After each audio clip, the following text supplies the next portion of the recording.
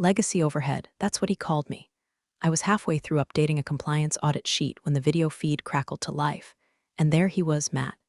30 years old if we're being generous, probably the kind of guy who used Synergy in bed and thought Excel macros were cutting-edge sorcery. The CFO introduced him as the efficiency fixer, which is corporate code for hatchet man with a smile. Tanned, tooth bleached, or styled like he Googled alpha male fade. "Hi everyone," he said, giving the kind of smirk you see on guys who still do keg stands at weddings.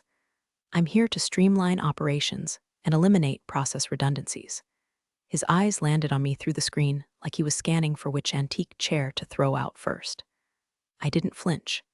Just clicked save as on the folder I kept with every licensing document, federal renewal timestamp, internal compliance chain tied to my name, labeled it church pancake recipes, and backed it up to a private drive. Dana Miller wasn't going out like a rookie. By lunchtime, I heard him in the break room joking with two junior analysts about phasing out boomer infrastructure. I'm 42, not a boomer. But in Matt's world, if you don't tick-tock your workflow, you're obsolete. Then came the huddle. Open floor plan. Everyone standing around like it was an exorcism of common sense. Matt pulled up a slide deck filled with nonsense phrases like agile compliance ecosystem and decentralized accountability hubs. I watched 3 interns nod like they were witnessing the second coming of Elon Musk. Some of our team members, especially those with legacy responsibilities, will be reassessed to ensure alignment with our lean strategy, he said. Then, staring right at me, "We appreciate your historical contributions, Dana." Historical, like I was a damn sarcophagus in HR's basement. I didn't say a word, just smiled. The kind of smile you give when someone walks into a bear trap you've been camouflaging for a decade. Oh, and quick pause before we keep going. If you're listening and not subscribed, help a soul out. I'm trying to hit 10,000 subscribers so I can finally afford a chair without a missing wheel. Seriously, 95% of y'all listen without clicking the button. Just one tap and you'll make this girl real proud. All right, back to the meltdown. That night, I stayed late, not because I had to. I wanted to watch the system breathe, like a mother watching her kid sleep before CPS shows up. I double-checked my credentials across 3 federal platforms: free active certification, renewal control, licensing PIN, and audit clearance, still tied to my name. I made sure the timestamps matched. Then I printed my contract clause, the one nobody ever reads. Section 7C. In the event of involuntary termination, all company-paid licensing responsibilities and regulatory certifications shall be considered void, and all credentials will be formally rescinded within 48 hours of contract nullification. Nobody noticed when I left the building, but I noticed the way Matt's eyes lingered on me that morning, like a lion staring at a cow, not realizing the cow has access to predator drones. You ever see a man mistake a fuse for a shoelace? You will. By the next Tuesday, Matt had taped a poster above the copier that said compliance not equal to complacency. The font was Comic Sans. Then came the real fun. Everyone, yes, everyone, was told they had to re-interview for their evolved role. It was spun like a bonding exercise. Like we should be grateful for a chance to pitch ourselves for the same job titles printed on our health insurance cards. One by one, folks shuffled into conference rooms like kids headed to the principal's office. The newer hires came out smiling, parroting things like, "Matt really sees me, and he's bringing fresh air." I wanted to tell them that kind of air comes from a busted sewer grate. When it was my turn, I didn't bring a resume. I brought silence. Matt barely looked up from his laptop. "Dana, you've been here a while." 10 years, I said, cool as a cucumber in a snowstorm. "Right, institutional knowledge, we value that." His fingers tapped the keys, probably typing Fire Dinosaur, into Slack, pulled up a half-baked organizational chart, and pointed at a box labeled Regulatory Stewardship. Under it, my name crossed out, next to it, Open to be reassigned. Then he clicked a tab labeled Q3 Renewal Delegation. My eyes clocked the file name, Q3 License Ruth Plan V1. In the comments, it read, "Can this be transferred downstream?" Downstream in Matt speak meant dumped onto someone too green to spell OSHA. I smiled, didn't flinch, but inside, a siren started wailing. When I got back to my desk, I opened the database I'd built from scratch in 2016. The one that tracked every compliance certificate, its expiration date, which governing body it reported to, and who had signature authority. There were 43 items on the list, 43 licenses, 43 pieces of red tape woven together into one tight, corporate noose, and all of them tied to me. Exported a fresh copy of the log, encrypted it, zipped it, renamed it Employee Birthday Cake List, and emailed it to a private account. Then I cleared the sent items. Call me paranoid, but I've seen what happens when children play with matches and call it innovation. Later that afternoon, he reassigned my inspection prep to a marketing intern who thought FDA stood for Food Design Aesthetic. No lie, she asked, if that meant redesigning the lunchroom posters. Meanwhile, I was tasked with reorganizing the janitorial supply shelf. He said it would keep me in the loop at foundational level. Foundational, like mold. I asked politely if I still had admin access to our licensing dashboard. Matt blinked like I'd just spoken Aramaic. Oh, I think we routed that to Chloe last week. You don't really need it anymore, right? Chloe had just learned what a PDF was. I didn't argue, just nodded, logged into a terminal down the hall, and revoked her access from the shadow admin panel I'd never told anyone about. If I was getting kicked off the ship, I wasn't leaving the map behind. I walked past Matt's glass-walled office later that day. He was laughing on a call, something about scrubbing out the old wood. He didn't notice me watching, but I noticed something. The fuse was shorter now, and the room smelled like smoke. The first time I heard them laughing, I let it slide. It was 3 of the junior analysts, fresh from college, still wet behind the ears and smug with borrowed confidence, hovering over a printout of my old compliance flowchart like it was a cave painting. This thing uses color codes like it's a Crayola box, one snorted. Another added, she even timestamps everything manually. Does she know automation exists? They were clustered near the break room like a pack of overconfident poodles, sipping cold brew and dropping buzzwords like agile iteration and machine learning integration, as if those phrases had ever stopped a federal audit. I walked past, head high, but my spine burned. By Wednesday, I'd been locked out of 3 internal dashboards, 2 of which I designed. No warning, no access request. Just a red 403 screen and a pop-up that said, "Contact your system administrator." Spoiler, I was the system administrator, or had been. Emailed IT, no reply. I tried calling HR.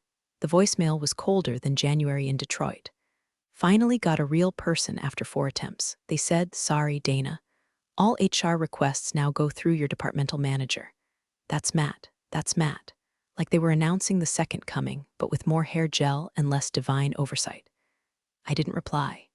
Just hung up and stared at my monitor, empty but glowing. Been cut off from every meaningful interface in less than a week. No explanations. Just streamlining. Matt was smart in that insidious MBA way. Never enough to build something, but just smart enough to know how to dismantle it under the cover of policy updates and reorg memos. He'd started slipping little grenades into his weekly updates to leadership, legacy processes under review, potential staffing overlaps, redundant certification management identified. That last one was cute, like you could overlap a federally mandated authority signature tied to my biometric profile. I'd become a walking contradiction, officially employed but strategically erased. So I scheduled a 10-minute slot at a notary office, quiet little place above a nail salon on Monroe Avenue. No fanfare. Just me, a stiff chair, a form titled Voluntary Relinquishment of Licensing Authority. I didn't sign it yet, just notarized the option. A safety pin tucked into my coat pocket in case things turned into freefall. Afterward, I walked back to the office with a peppermint latte and the deadest smile you've ever seen. Matt passed me in the hallway and said, "Hope you're feeling more aligned this week." I nodded, just tying up loose ends. He smiled, corporate snake smile you'd find in the self-help section of a Barnes & Noble, next to Crush It, and a scented candle. What he didn't know was that every loose end I tied came with a fuse, and I had the match. It happened on a Monday, because of course it did. The kind of Monday where the air in the office feels like microwaved plastic, and everyone pretends they like their jobs just enough to survive another week. We were all gathered for Matt's new weekly momentum sync, which was basically a TED talk for sociopaths. He stood at the front of the open-floor bullpen in his tight blue blazer and did that palms-out gesture like he was calming down a herd of sheep. "Let's start with some candor," he said. "That's how you always know someone's about to gut you in public, when they lead with candor. We've been doing a lot of reflection over the last few weeks." He went on, pacing like he was about to sell us timeshares in hell. While tradition has value, stagnation is a threat. He stopped right behind my chair. I didn't turn around. And unfortunately, he said, loud and clear, certain legacy roles are no longer aligned with our forward momentum. People started shifting in their seats. Some looked at the floor. A couple glanced at me. One kid tried to smile like this was normal, like we were just watching someone lose their parking spot and not their livelihood. Then came the final. Effective immediately, Matt announced Dana Miller's position has been phased out. No warning, no meeting, no one-on-one. Just a sentence in the air like a bullet. I stood up, not because I was shaken, but because my legs felt too steady for how much they wanted to kick him through the wall. HR, two of them, both young, both avoiding eye contact, walked up holding a glossy folder like they were delivering communion. I took it, opened it, flipped to the termination page. No severance, just legalese and a line to sign. I pulled a pen from my own bag, signed it in a single stroke, then said, I'll need a printed copy. Matt blinked. It's all digital, I said, printed. HR hesitated. I stared.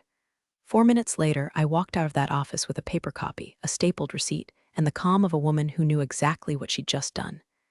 You see, when I signed that form, Section 7C of my contract activated a silent clause across 3 federal databases. An invisible tripwire. Every active certification paid for by the company, my certifications, immediately queued for auto-revocation. Not just expired, not just suspended, nullified. At 7:13 p.m. that night, my phone pinged with a confirmation email. Your authority over licenses #CN 8835-44, #FD 2210-98, and #MDR 5081-02 has been formally relinquished. Entities dependent on these licenses will be marked non-compliant in 24 hours unless reauthorized by a certified replacement. I didn't forward it, didn't screenshot it, didn't even reply. I just sat in my apartment, sipped boxed Merlot, watched reruns of The Golden Girls, while the digital noose started tightening around Matt's precious forward momentum. And I slept like a goddamn baby. Wednesday morning started with a whimper and a very expensive box of nothing. At 9:04 a.m., procurement tried to confirm shipment of medical-grade filtration components for one of our biotech clients, stuff you don't even breathe near without 3 signatures and a biohazard stamp. The vendor's reply: cannot fulfill shipment. Receiving entity listed as inactive. License CN 8835-44 expired. Contact listed certifying officer. Guess who that was?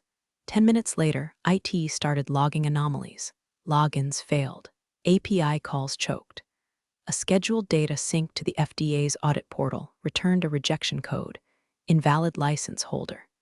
That same hour, our internal license dashboard, once as clean and green as a freshly mowed lawn, started lighting up like a Christmas tree in hell. Red alerts. Inactive flags. Credentials marked orphaned.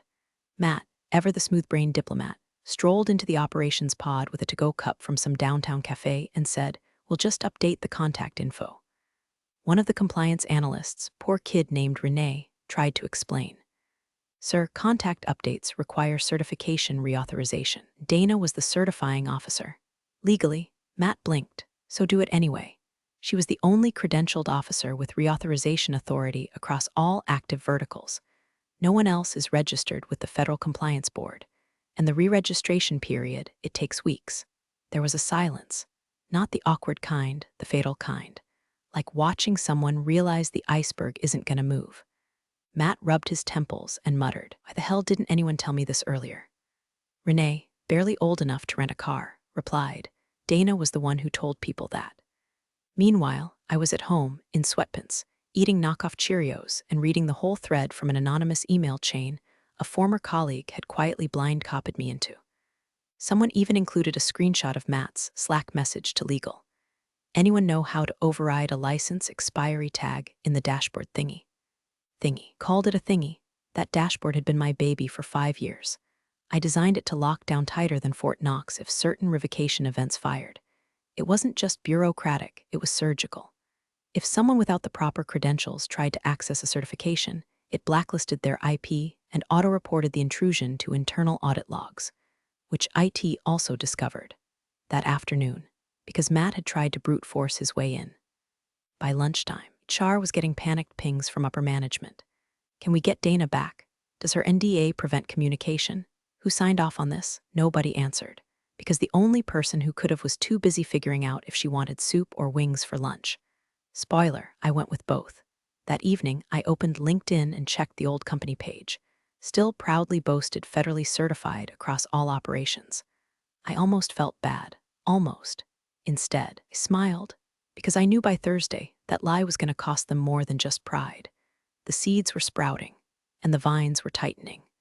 Friday morning came with sirens no one could hear, just the soft ping of a calendar alert and the thud of panic dropping into Matt's soy latte-filled gut. FDA randomized site inspection 10 o'clock a.m. It was legit. Random, yes, but randomized within a window Dana had always planned for, quietly, annually. Color-coded spreadsheet, cross-referenced against vendor contract terms, renewal cycles, and the phases of the damn moon if needed. The auditors didn't play. They walked in with clipboards and the moral authority of IRS agents in Kevlar. By 9:22, the front desk called compliance. 3 inspectors here. They're asking for the license holder. Silence. Long, panicked silence, because there wasn't one. Matt, now visibly sweating through his navy banana Republic blazer, sprinted to the ops wing and barked at legal. Can we get Dana's credentials reinstated? A poor junior associate Googled license reinstatement process like it was a how-to guide for baking banana bread. Meanwhile, Matt tried logging into the Federal Credentialing Board's portal using Dana's old login. Access denied. He tried requesting a password reset. User not found. He called the regulatory board's help desk, transferred him 3 times, then calmly told him, Dana Miller voluntarily relinquished her license authority. Her ID has been removed from the registry. Reinstatement requires full recertification. Average timeline, 4-6 weeks. Matt stared at the speakerphone like it had just slapped his mother. He turned to HR. What clause did she use to revoke her credentials? They flipped through her termination file, confused. We just processed the standard exit paperwork. I don't know anything about credentials. Someone from audit chimed in, wait, didn't she have her own clause in her employment contract? That's when the room collectively remembered Dana Miller wasn't some dusty compliance grandma, she was the linchpin. And they'd yanked her out like a wisdom tooth hooked into the spine. Meanwhile, across town, Dana's phone buzzed. It was Liz from documentation. A decent person, once, kind who baked cookies for audit week and used to sneak post-it doodles onto Dana's monitor back when the world made sense. Liz's voice cracked. Did you do this? Dana stirred her coffee, looked out the window at nothing, then smiled. No, she said calmly. You did. Click. She didn't hang up hard, didn't yell. That would have been giving them too much credit, because this wasn't revenge. This was math. 1 + 1 = you fired the wrong damn person. Auditors were now sitting in the lobby. The company legally couldn't allow them into the secured wings without a licensed compliance officer present, which meant the audit couldn't proceed, which meant every single vendor and client relying on certified compliance for active projects would be in technical breach of contract in approximately 4 hours. And Dana, she was getting her nails done. Midnight burgundy, gel finish. Not because she needed to, because power doesn't need to raise its voice. It just has to walk away. Monday, 8:37 a.m. The building smelled like stale coffee, dried sweat, and the quiet shame of a company that just realized it stepped on its own oxygen hose. That's when he walked in, Gregory T. Winslow, CEO, cruise tan glowing like an overcooked rotisserie chicken, silk shirt, still creased from whatever Monaco resort he'd just floated back from. The man reeked of wealth, sunscreen, and complete oblivion. He strolled through the glass atrium like a Roman emperor returning from battle, waving at receptionists, throwing finger guns at junior VPs. Morning, folks. Hope y'all didn't burn the place down while I was gone. Nobody laughed. By the time he hit the executive floor, he had 3 unread urgent license compliance emails and a voicemail from legal that ended with the words noncompliance disaster. At 9:02 a.m., he burst into the ops room expecting some mild turbulence. Instead, he walked into a goddamn plane crash. Operations, frozen. Vendor shipments halted. Inspections failed. Certifications invalid. Clients livid. Revenue dashboard flatline. He turned to the room of red-eyed managers, jaw tightening. Who's handling this?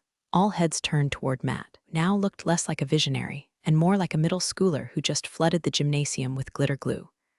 Gregory pulled up Dana's termination paperwork on a wall-mounted monitor. Read it in silence. Then scrolled some more.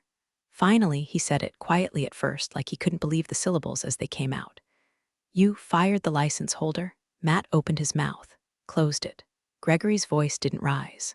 It dropped. Fired the person with sole federal licensing authority across all departments. Matt stammered. Her responsibilities were deemed redundant. Gregory laughed, but not like a joke laugh, more like a "I just found out my kid sold our car for crypto" laugh. He pointed at the screen. Her name is on every regulatory document, every active license, every renewal path, every legal compliance chain this company depends on to exist. Flipped open a manila folder legal had rushed in with. Here's our top 5 suspended vendors. All contracts frozen due to expired certs. And here, he tossed a paper onto the table like a blackjack dealer, Dana Miller, listed on every single one. Gregory spun back to the room. And you let a kid who still writes in buzzword soup fire her? Matt tried one last Hail Mary. I thought we could reassign it. IT said we could just update contact info. It's a federal license, not a damn email alias. Gregory thundered. Silence. Then he grabbed his phone, looked up Dana's contact. Nothing. HR piped up. We tried reaching her. She's unresponsive. Gregory sighed, sat down, rubbed his temples like the sunburn had crawled behind his eyes. Then, get her back, Matt coughed. She might not want to come back. Gregory looked at him like he was a bug crawling across a Brioni loafer. Oh, she'll come back, he said. We'll pay. Ravel, name a wing after her if we have to. But deep down, even he knew. The woman they tossed like moldy leftovers now held the keys to their entire damn kingdom, and she wasn't standing at the gate anymore. She'd built another castle, and inside every blueprint they were scrambling to recover, her name was still printed in permanent ink. Justice didn't scream. It just watched the guilty bleed out on their own spreadsheets. By noon, Ina's inbox had 6 messages flagged high priority from at Winslow Enterprises Com, and 1 voicemail from an assistant named Trevor, who sounded like he hadn't slept since Thursday and might be on the verge of selling a kidney for leverage. The subject line on the final email: urgent, return requested by CEO directive. Dana didn't open it right away. She finished her late breakfast, 2 eggs over medium, sourdough toast. The smug silence of a woman whose enemies were now taking meetings under fluorescent lights, while she basked in the soft hum of a home espresso machine. Across the city, Gregory Winslow was pacing his executive suite like a lion forced into customer service. Matt. Oh, Matt was now Associate Project Liaison Level 2, which is corporate for sit down, shut up, and don't touch anything that requires a password. His standing desk was replaced with a creaky hand-me-down, his monitor downgraded to a 19-inch square. The only thing agile about Matt now was the speed with which he got thrown under the bus. Gregory had legal draft up a proposal to Dana within hours. Consulting role effective immediately. Term contract, 6 months minimum. Reduced salary, but generous bonuses promised based on results. And of course, a full gag order. No social media, no interviews, no comments to regulators. Total silence. The offer came wrapped in digital gold ribbon and a groveling note. Dana, we recognize the critical nature of your previous contributions. Please consider this opportunity to help us restore operational integrity. We are prepared to be flexible. Let's rebuild together. Greg Dana reread it twice. No mention of an apology. No ownership of what happened. Just veiled desperation dressed in HR drag. She composed a reply. Subject, return requested by CEO Directive Gregory. I appreciate the offer. Truly. Unfortunately, I don't return to burned buildings, especially the ones where I was thrown into the fire for streamlining.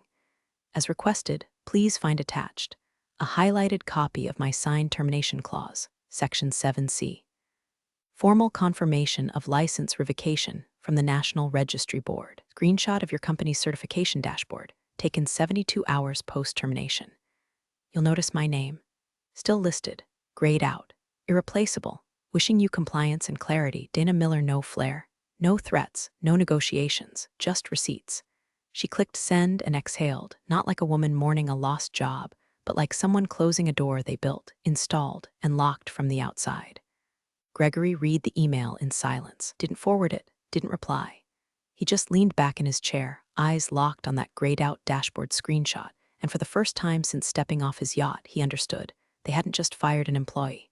They'd excommunicated the one person who understood the religion. And Dana, she wasn't praying anymore. 3 weeks later, LinkedIn damn near imploded. There she was, Dana Miller. Hair a touch lighter. Smile a little sharper. Dressed in business black like a woman who came to collect.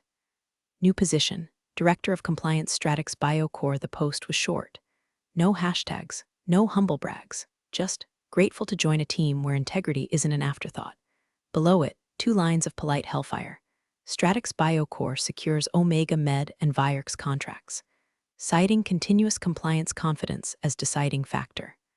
Those were the crown jewels. 2 biggest clients her old company had flaunted in every earnings call. The ones that now packed up shop and walked after hearing their certification backlog hit unknown reactivation window. Internally, Stratix didn't have to sell hard. Dana came with the licensing blueprint in her brain and an industry reputation that couldn't be photoshopped. The very fact that her name had once secured multi-million-dollar vendor relationships was enough to tip the scales. Meanwhile, back at her old stomping ground, still stuck. The dashboard never turned green. License appeals choked in bureaucracy. Legal fines were rolling in daily, some automated, some hand-delivered like hate mail from the gods. Vendors dropped out. Clients panicked. The office holiday party got canceled due to budgetary adjustments.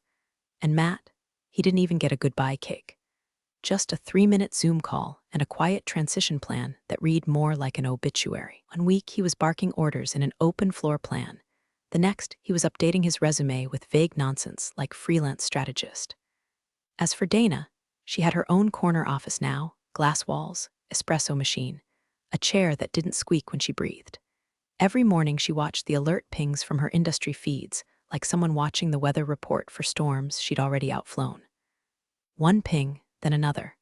Her old company flagged noncompliant, license status pending, audit failures under appeal. She took a sip of her coffee, Colombian, black, with a pinch of smug. She leaned back, calm and centered. Above her desk, pinned to her monitor with a blue pushpin, was a single yellow sticky note. No signature, no emoji. Just 5 words written in steady, no bullshit block letters. In case they ever forget, I was the license. Thanks for joining the fun, you office survivors. Subscribe for more switch-flicking drama. Let's make your former coworkers sweat.